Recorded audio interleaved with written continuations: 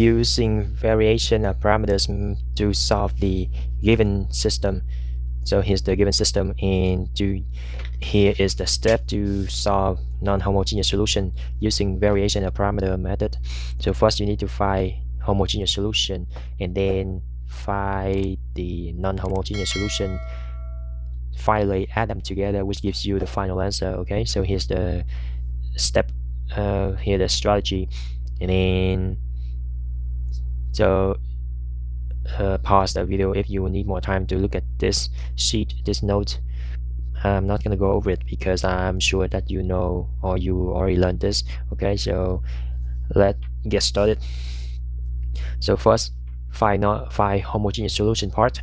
So I need to find a minus lambda I. Let's call this matrix A, and then subtract it with lambda. That gives me this matrix. And then find its determinant. It gives me this one. Set it equal to 0. So for lambda, I get 3 and -3. Okay, so here's my eigenvalues. Now for lambda equals 3, plug it into this one. It gives me this matrix augmented with 0. It gives me this matrix. Okay, and then if I use the second equation, I know that k1 is equal to 4k2. Choose k2 1, then k1 is 4, then vector k is 4 1, and vector x1 is 4 1 times e to the 3t. Repeat this process for lambda equals -3. You will get this matrix. From second equation, I know that k1 equals to -2k2. Choose k2 1, then k1 is -2, then vector k is -2 1, and vector x2 is -2 1 times e to the -3t. Then my homogeneous solution is equal to c1 times vector x1 plus c2 times vector x2. Okay, now it's time to find non-homogeneous solution. So similarly to a minus lambda I, you need to have a matrix from homogeneous part, which I call phi of t. Okay, so basically you just exclude c1 and then c2 and put the rest into a matrix. Okay, now find the determinant of phi of t, which gives me 6. After that, you need to find inverse phi of t, which is equal to 1 over determinant times this matrix. And for this matrix, for the upward diagonal line, you are going to multiply by -1. For the downward diagonal line, you are going to switch the positions. Okay, multiply these together, it gives you this matrix. Now it's time. Now you need to find u prime of t, which is equal to phi inverse phi times f of t. Inverse phi of t is this. F of t is this. So whatever left over when you multiply by vector x. Okay, so here's a caution here. So when you multiply matrices together, do not switch the order because the order matters. Okay, so here's the correct order. If you bring this in front and multiply them together, it will give you a different answer because that's the property of matrix.